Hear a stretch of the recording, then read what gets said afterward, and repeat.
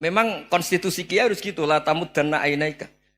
Kenal orang lebih tinggi itu kan resiko. Misalnya saya Kiai Deso, mungkin punya carry tua sudah seneng, punya kijang tua sudah seneng.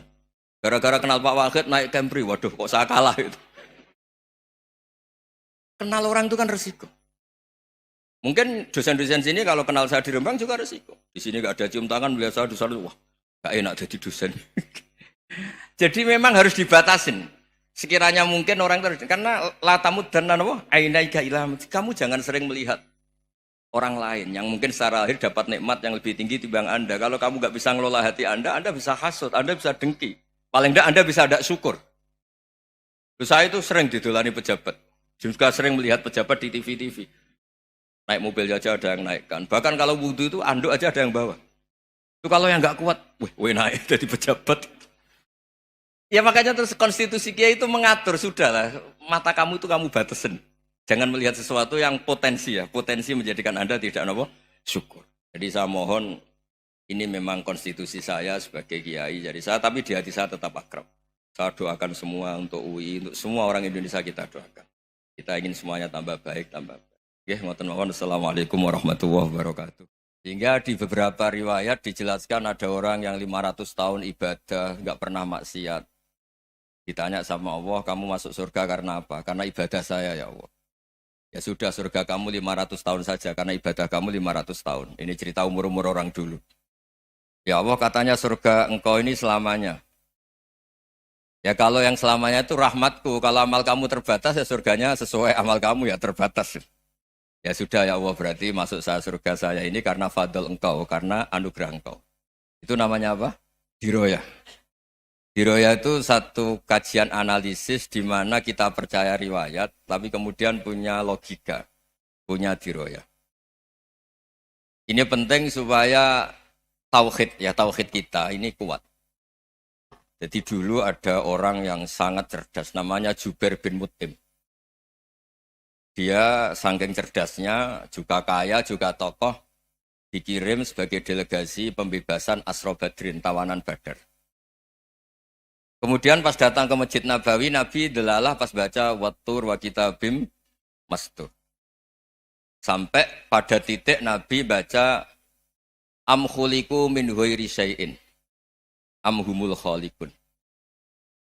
Apakah penciptaan yang sedemikian canggih itu dimulai tanpa perwujudan, tanpa sesuatu yang real, yang maujud?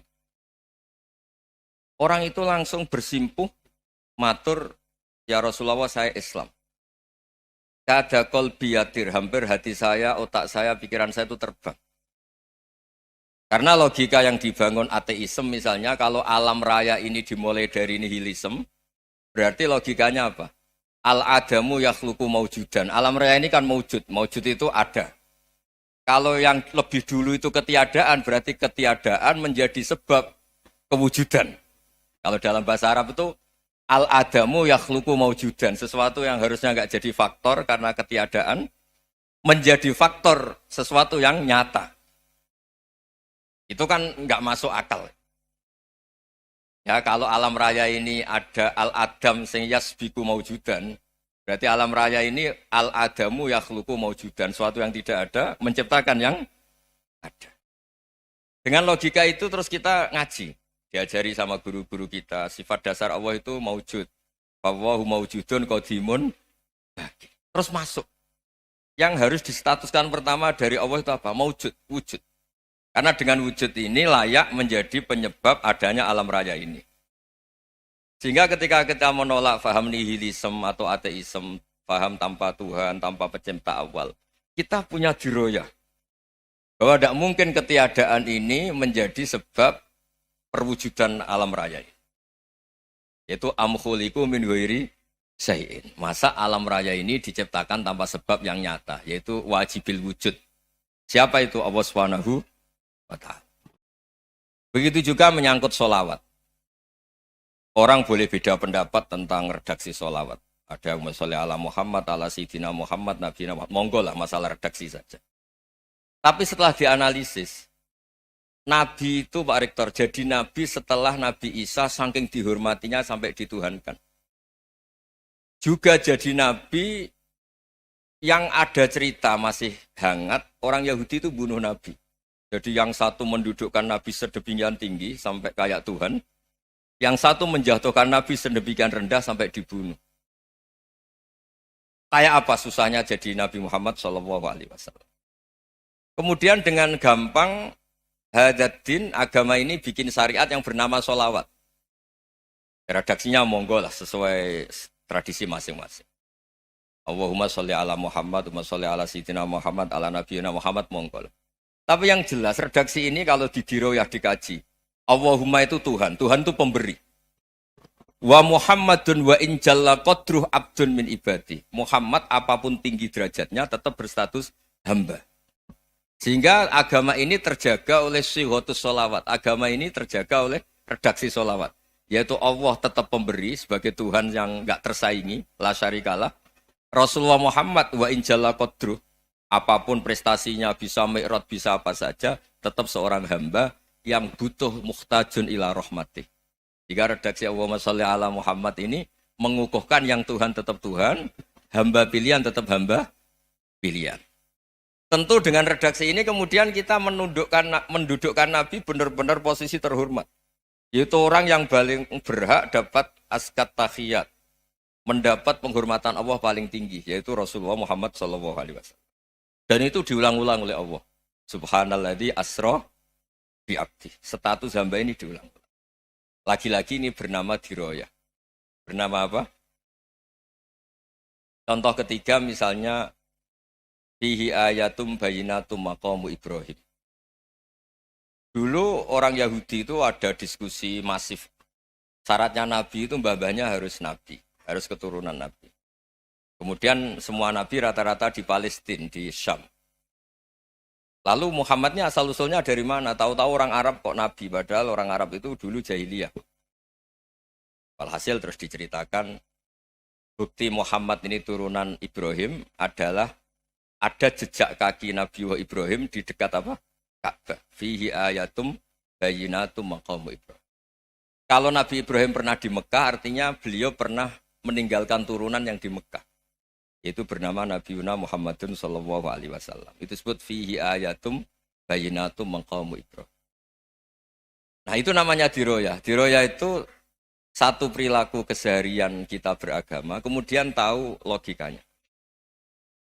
Yang keempat misalnya, mangkana yu'minu billahi wal yaumil akhir fal yukrim apa? Jaro. Orang yang iman karena Allah dan Rasul, maka memuliakan tetangganya. Andaikan pakai hukum sosial, tentu kalau tetangga kita baik, kita baik. Kalau kurang baik, kok kurang penggawean kan gitu. Tapi dulu itu pernah ada seorang ulama itu dibully ya, dikerjain sama anak muda tetangganya. Pak Kiai datang ke rumah saya, orang ini datang. Kemudian setelah di rumahnya, saya tidak jadi butuh sama Pak Kiai, silahkan pulang. Itu Kiainya senyum menikmati. Dan itu terulang 3 kali. Dibully seperti itu, dikerjain terulang 3 kali. Lalu tetap Kiainya tuh asik, seneng sekali. Lama-lama muda ini tanya, kenapa engkau tidak tersinggung? Padahal saya kerjain sampai 3 kali. Tak undang, terus tak suruh pulang, tak undang, tak suruh pulang. Kata Kiai tadi, yang memerintahkan baik sama tetangga itu Allah. Jadi saya nikmati ketika bisa baik sama Anda. Tidak ada urusannya dengan perilaku Anda yang menolak saya. Nah itu terus kita tahu, memang motifnya kita baik sama tetangga karena iman sama Allah dan Rasul, bukan hukum kompensasi sosial. Jadi kalau mau diteruskan Pak Rektor, saya ngajar di sini ya karena perintah Allah itu orang alim harus ngajar, bukan karena perintah Rektor. Kalau diteruskan. Ya saya mohon juga gitu para dosen, para karyawan di sini kalau nggak khianat dengan UI itu karena takut sama Allah, jangan takut sama rektor. Kalau Anda baik juga karena Allah, jangan baik karena apa? Rektor. Bagaimanapun ya semua kita ini makhluk. Makhluk itu la yadurru wa la yanfa. Begitu juga melihat Indonesia. Melihat saya ini kan ikut di UI itu lama sekali ikut sama Profesor Zeni, dari Profesor Zeni nulis tafsir. Mungkin Pak Harsoyo tahu banyak, dulu Pak Lutfi ya tahu banyak. Tapi saya memang nggak pernah terbuka karena ya memang nggak ingin sebenarnya. Kondisi ini kondisi darurat. Sehingga saya tahu cara berpikir Profesor Zaini, ya tahu komitmen beliau pada UI. Dan pendiri UI memang ya banyak yang dari tokoh NU, Muhammadiyah, dari tokoh-tokoh ormas yang lain memang didirikan banyak orang. Hingga UI memang nggak milik ormas apa? tertentu. Dari satu sisi memang baik, nggak dikuasai ormas tertentu. Tapi nanti kalau keterusan ya nggak berbentuk. Ya sudahlah dikelola saja. Sambil-sambil jelas, sambil-sambil kadang nggak jelas. Yang penting ikhlas tadi. Karena kalau terlalu asobia itu jadi repot. Kita ini yang nekuni fikih itu tahu. Kalau tidak kuno itu madhabnya Hanafi. Kuno itu madhabnya Syafi'i. Tahu-tahu seakan-akan Imam Syafi'i itu NU, Imam Abu Hanifah itu Muhammadiyah. Padahal ini orang-orang yang sebelum NU dan apa? Ahmadiyah. Jadi kalau kita yang nekuni ilmu itu biasa saja dengan perbedaan. Tapi kalau orang-orang yang nggak siap dengan perbedaan itu sampai Allah disifati Ta'ala itu tidak terima. Padahal Ta'ala itu maknanya Maha Luhur, yang Maha Agung. Jadi ada seorang kiai kebetulan pidato pertama Pak Rektor. Assalamualaikum warahmatullahi ta'ala wabarakatuh. Ilmu balik kedua ini nggak terima karena itu dianggap bid'ah ada Ta'ala. Hanya dia bilang Assalamualaikum warahmatullahi ta'ala wabarakatuh. Itu saking asobiahnya itu Allah ditambahi Ta'ala itu tidak terima. Padahal Ta'ala itu maknanya Maha Agung. Nah itu kan jadi repot kalau asobiah gitu. Kalau kita ngadepi perbedaan itu biasa saja. Karena kita mungkin bacanya banyak, lihat hal-hal seperti itu ya biasa saja. Karena dulu itu perbedaan itu urusan sudut pandang. Ya saya ulang lagi, perbedaan itu sudut. Allah yang Tuhan saja sering didebat sama nabi-nabinya. Karena urusan sudut pandang apa? Saya beri contoh ya. Suatu saat Khalilur Rahman Ibrahim itu saatnya meninggal sama Allah, Israel disuruh. Israel itu Ibrahim saatnya meninggal, ambil nyawanya. Setelah datang ke Ibrahim, ya Khalilur Rahman Ibrahim, saya disuruh nyabut nyawa Anda. Itu Israel dipaksa mikir sama Ibrahim. Hal ra'aita khalilan yumitu khalilah. Kamu tahu orang yang mencintai kemudian bunuh yang dicintai. Itu logika agak benar. Akhirnya Israel kan nggak biasa debat, kan nggak dilatih debat, nggak pernah ikut lomba UI debat ilmiah. Dia taunya nyambut nyawa aja. Kembali ke Allah. Ya Allah, kata Ibrahim, hal ra'aita khalilan yumitu khalilah. Masa kekasih bunuh yang dicintai ya. Tapi kata Allah santai. Bilang ke Ibrahim, hal ra'aita habiban yakrahu ayyalqa habibah. Masa katanya dia cinta saya, kemudian ketemu saya tidak berani.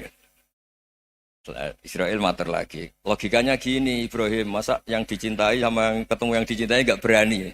Ya udah ketemu aja. Katanya yang meninggal itu. Artinya kamu bisa saja GR tidak mati-mati karena merasa dicintai. Atau ingin mati karena mencintai. Nah maksud saya, dalam hal-hal seperti ini orang UI pasti gak jelas. Katanya cinta Allah suruh mati ya gak mau. Gak jelas kan? Dibilang gak cinta juga gak mau. Tapi dibilang cinta kalau ukurannya mati juga gak mau.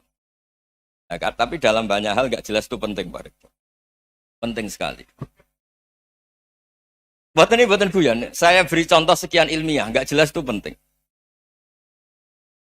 Rasulullah Shallallahu Alaihi Wasallam itu dalam banyak hal itu disuruh Allah, memang disuruh supaya ngambil sikap seperti itu. Karena Allah itu punya otoritas penuh untuk bikin orang itu baik atau tidak baik. Wahsy itu yang membunuh Sayyid Hamzah, orang paling dicintai Nabi di antara yang dicintai Nabi. Qatalahu Wahsyun, dibunuh oleh Wahsy. Nabi secara basarnya itu gak suka sama Wahsy. Sampai cara lahir ya ingin corong Jawa ingin masuk nol. Tapi apa kata Allah? Laisa laka minal amri syai'un aw yatuba alaihim aw yu'adziba. Itu tidak wilayah kamu Muhammad. Malah Wahsy dikasih tobat sama Allah. Khalid bin Walid. Itu perang Uhud kalah itu karena ide brilian Khalid bin Walid. Pas itu masih panglima kafir.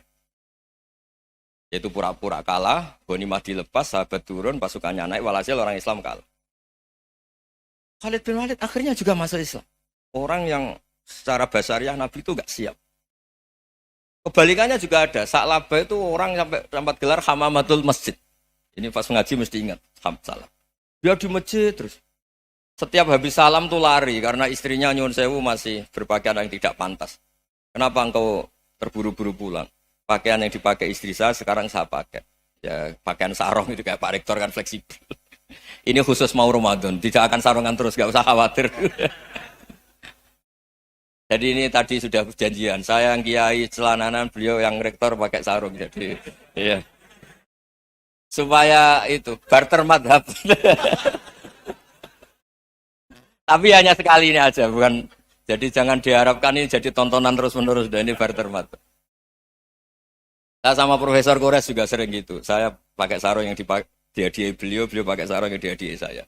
Memang itu tradisi Islam. Tahadau tahabu, kamu saling memberi hadiah, maka kamu saling mencintai. Bukan riswah, bukan riswah. Walhasil terus, Sa'labah ini, buat saya didoakan Nabi, supaya saya kaya, supaya tidak sering ganti-ganti pakaian seperti ini sama istri saya. Jangan-jangan kamu miskin itu lebih baik. Ngotot minta didoakan.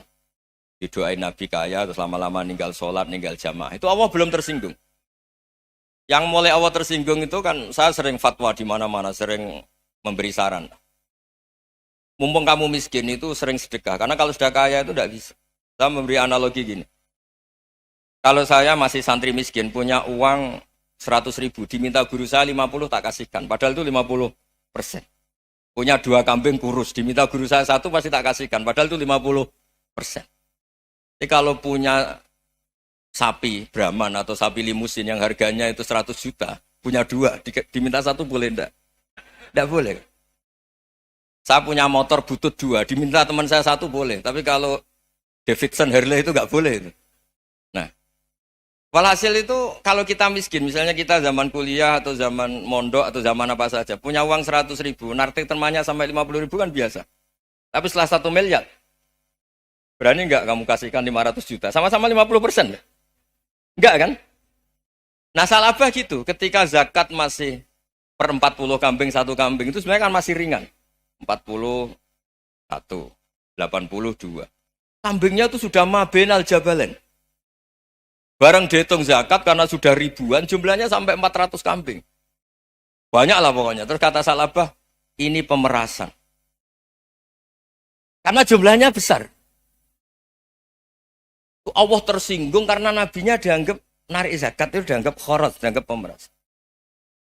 Allah tersinggung kemudian fa'aqobahum nifakon fi qulubihim ila yaumil. Dia ditetir munafik. Semenjak itu terus tadi kembali gak jelas tadi. Barkohnya gak jelas itu menjadi orang tuh bijak.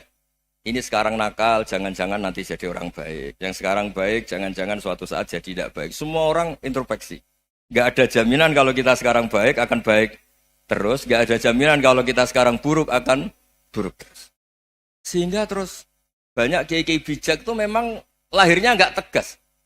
Tapi gak tegas itu yang menjadikan bijak. Karena sama-sama mungkin. Itu yang disebut laisa laka minal amri syai'un aw yatuba alihi mau yu'adzibum. Itu tidak wilayah kamu.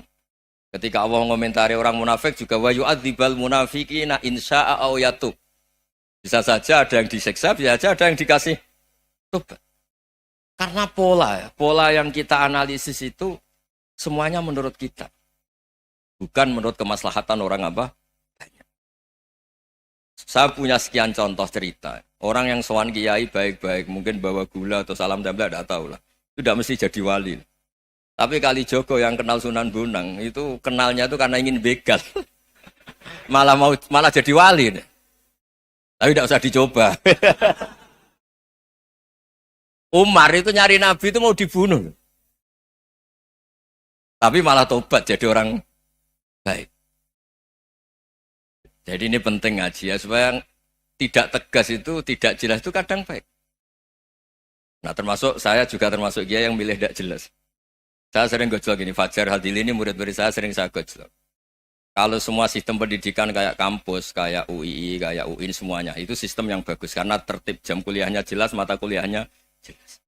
Kalau di pesantren itu Pak Arso, itu gak tertib. Tapi justru itu enak, ketemu di jalan orang berani tanya. Nah, ini kalau mbak-mbak misalnya menstruasi, mau belajar haid nunggu semester berapa baru tahu. Itu bisa sekian tahun gak sholat karena nunggu pelajarannya baru diterangkan. Mau haji juga gitu, nunggu mata pelajaran haji. Kalau nggak jamnya, nggak mau dosennya ngajar. Ya, kalau kiai kan enggak, ketemu di jalan, tanya, dijawab. Jam berapa juga dijawab. Artinya Indonesia itu berkah, ada sistem kampus yang tertib. Ya semoga termasuk tertib gajinya. Tapi tertib gajinya itu juga sebenarnya rugi, saya sering. Ada pegawai negeri Gus, tolong doain saja di PNS, enak jadi. Gajinya tetap. Kata saya nggak mau kalau gaji saya tetap. Kok bisa Gus? Enak tiap bulan mesti dapat gaji. Kalau tetap nggak naik-naik kata saya. Kalau kiai gajinya nggak tetap, tapi di atas yang tetap kata saya. Artinya Indonesia itu berkah. Kalau semuanya pakai sistem pendidikan setertib ini, orang mau tanya khed ya nunggu pelajaran khed. Bab haji ya nunggu pelajaran haji. Tapi kalau ketemu kiai itu enggak. Ya semuanya, saya pernah di pasar, Gus, mau tanya. Tanya apa? Anak saya sih keluar darah terus gini-gini. Padahal biasanya khed hanya 7 hari gini-gini. Ya sudah kembalikan ke biasanya, rudat kilal adat. Itu enggak usah sowan ke rumah. Juga enggak registrasi dulu, enggak daftar dulu. Ya ini enggak nyindir cerita saja. Supaya ini bukti koalisi beneran. Jadi saya yang kiai enggak tertib jam, koalisi sama yang tertib jam. Jadi kalau semuanya sistem kampus, nanti pertanyaan itu enggak bisa on time, enggak bisa setiap saat. Makanya Indonesia itu berkah. Kiai-kiai yang alim yang di jalan-jalan banyak. Juga kiai yang di kampus dokter-dokter fikih banyak. Yang nekuni ilmu umum ya banyak. Macam-macam. Itu masalah itu kalau saling mengadili itu baru masalah. Misalnya kiai ngeluh, enggak enak jadi kiai, enggak punya gaji tetap.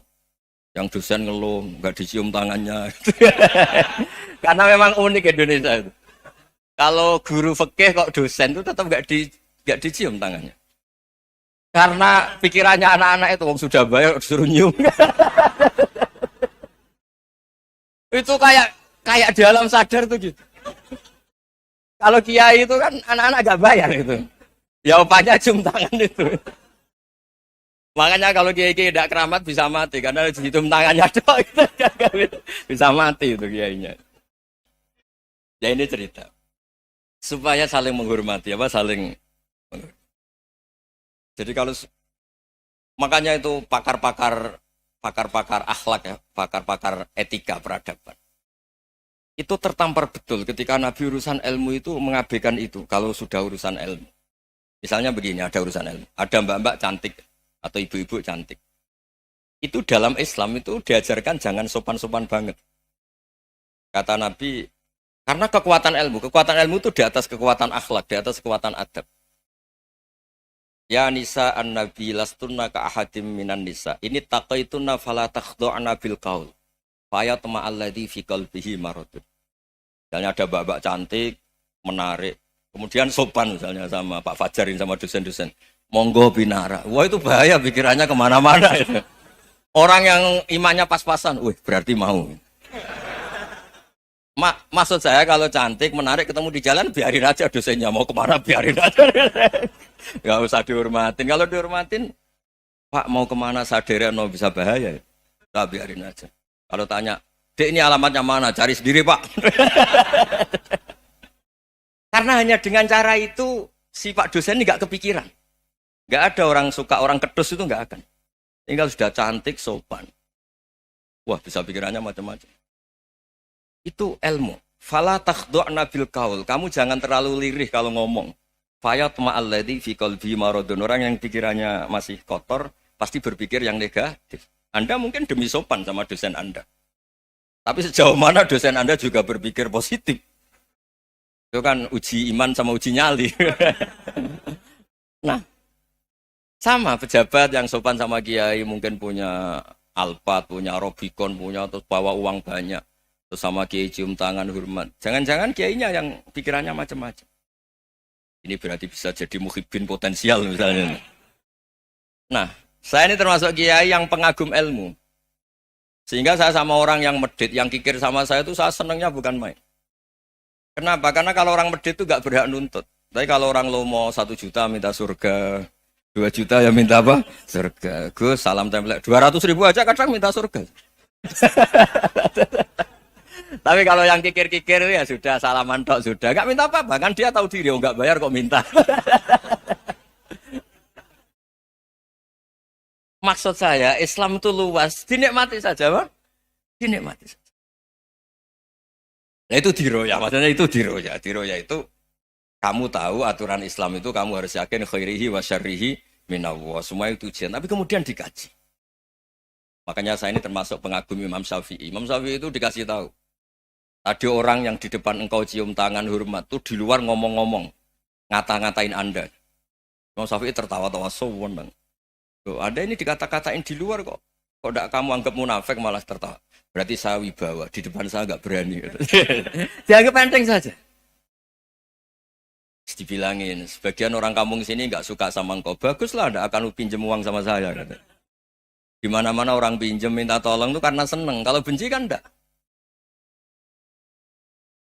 Intinya dianggap enteng saja. Yang terjadi di dunia itu semuanya dianggap enteng saja. Man asa ilaika fakot atlakoka. Yang berburuk sama kamu itu membebaskan kamu.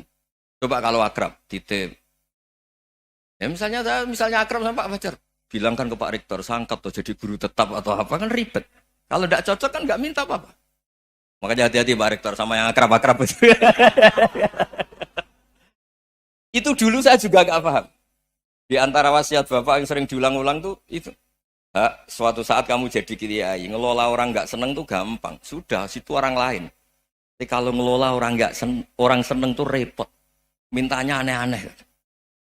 100.000 aja minta surga. Hanya teman tenis saja minta naik jabatan. Intinya itu ya sudahlah dikelola. Yang seneng ya berkah, mungkin teman berjuang, teman diskusi. Yang nggak seneng ya berkah, karena ini tidak minta macam-macam, enggak seneng. Nah itu namanya diroya. Diroya itu satu kajian keilmuan yang menjadikan kita ini nyaman dengan riwayat-riwayat panduan-panduan dari Rasulullah Shallallahu Alaihi Wasallam kayak tadi. Kenapa sih tentang baik sama tetangga, baik sama tamu? Hitung-hitungannya itu mangkana yu'minu billahi wal yaumil. Saya pernah dicium sama orang miskin yang akut miskin betul. Itu tak ajarin, Anda ini lebih hebat ketimbang orang-orang kaya. Misalnya gini, misalnya ada komunitas rektor atau kiai besar. Saya ini kata orang banyak termasuk kiai besar. Mungkin kalau pinjam uang itu karena mau beli mobil, aksesoris mobil, karena kita kiai top atau rektor atau orang-orang top. Kalau sesama orang miskin itu pinjem-pinjemannya itu urusan beras, itu urusan nyawa. Keren mana? Menyelamatkan nyawa sama aksesoris mobil. Nyawa. Jadi pahala kamu pasti lebih besar itu. Itu senengnya jadi orang miskin terus keterusan sampai sekarang. Itu. Lo coba kalau menteri sama menteri, rektor sama rektor, kira-kira pinjamannya apa Pak Arso? Kan kalau mau beli mobil atau mau umroh VIP, pokoknya yang keren-keren. Kalau orang miskin pinjam karena apa? Makan kan? Beras kan?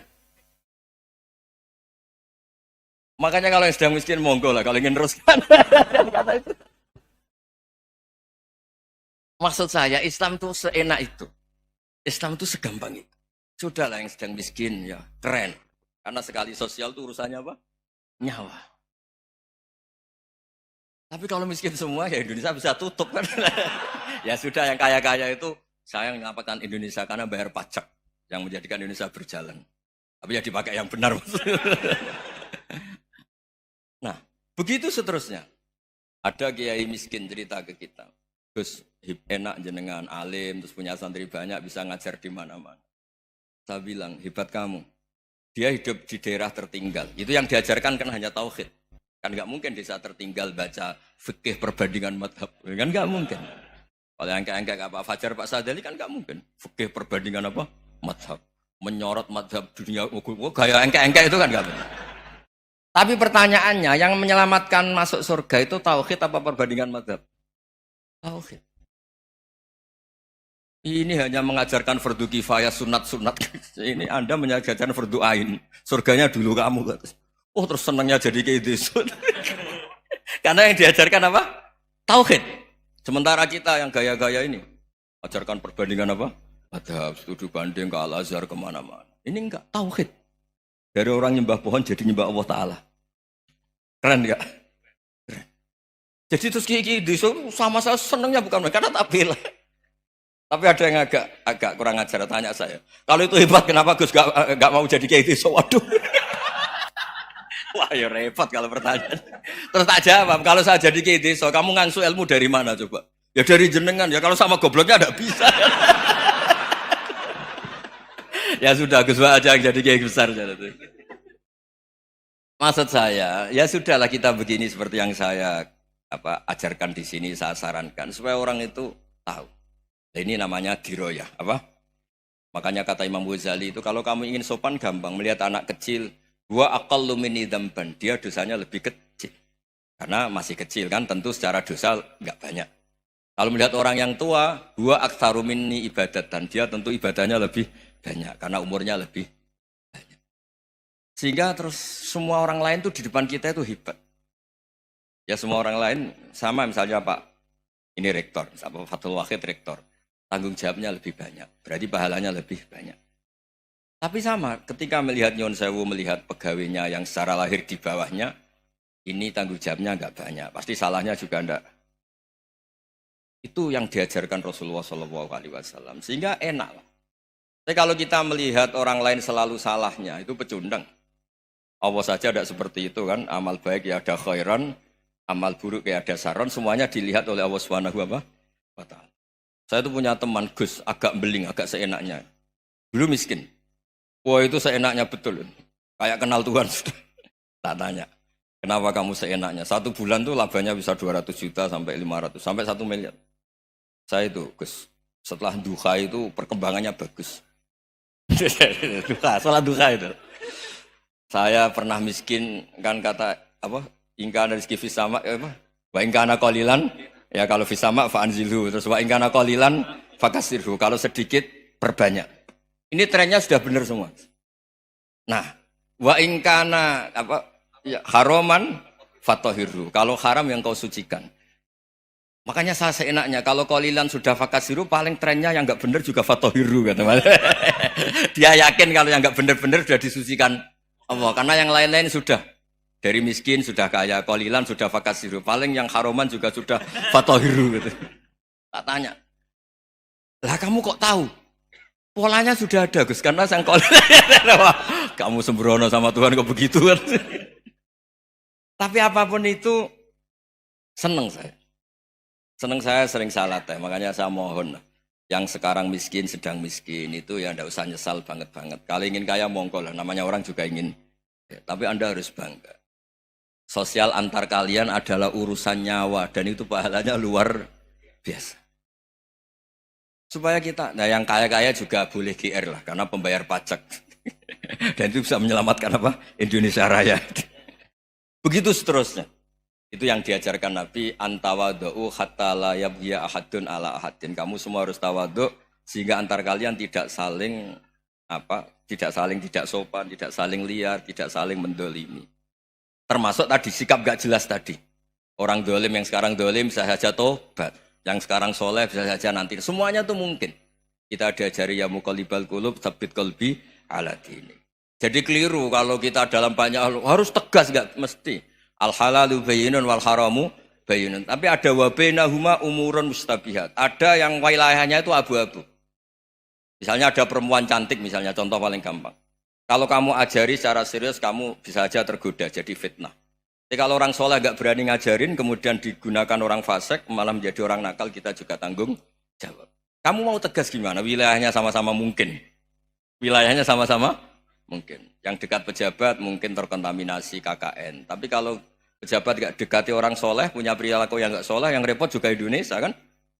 Nah hal-hal seperti itu kita tidak perlu ngambil sikap. Maksudnya gak usah ngambil sikap, ya kita buktikan kalau milih satu madzhab, kita buktikan semuanya lebih baik, semuanya lebih bermanfaat, semuanya lebih berperadaban. Karena gak bisa dihindari wabena humain. Termasuk nyuwun sewu, saya mohon maaf sama mulai Pak Harso, Pak Lutfi sampai Pak Fathul Wahid. Saya ini termasuk kiai yang gak suka dekat sama orang-orang top. Bukan karena hasud. Memang konstitusi kiai harus gitu, la tamud dan na'inaika. Kenal orang lebih tinggi itu kan resiko. Misalnya saya kiai desa, mungkin punya keri tua sudah seneng, punya kijang tua sudah seneng. Gara-gara kenal Pak Wahid naik Camry, waduh kok saya kalah itu. Kenal orang itu kan resiko. Mungkin dosen-dosen sini kalau kenal saya di Rembang juga resiko. Di sini gak ada cium tangan, melihat saya dosen, wah gak enak jadi dosen. Jadi memang harus dibatasin. Sekiranya mungkin orang terus karena latamud dan apa ainaika ilham. Kamu jangan sering melihat orang lain yang mungkin secara lahir dapat nikmat yang lebih tinggi timbang Anda. Kalau kamu nggak bisa ngelola hati Anda bisa hasut, Anda bisa dengki. Paling tidak Anda bisa ada syukur. Saya itu sering didolani pejabat. Juga sering melihat pejabat di TV-TV. Naik mobil aja ada yang naikkan. Bahkan kalau wudhu itu anduk aja ada yang bawa. Itu kalau yang nggak kuat, wih naik jadi pejabat. Ya makanya terus konstitusi kiai itu mengatur, sudahlah mata kamu itu kamu batasin. Jangan melihat sesuatu yang potensi ya, potensi menjadikan Anda tidak apa syukur. Jadi saya mohon ini memang konstitusi saya sebagai kiai, jadi saya tapi di hati saya tetap akrab. Saya doakan semua untuk UI, untuk semua orang Indonesia kita doakan. Kita ingin semuanya tambah baik, tambah baik. Oke, ngoten mawon. Assalamualaikum warahmatullahi wabarakatuh.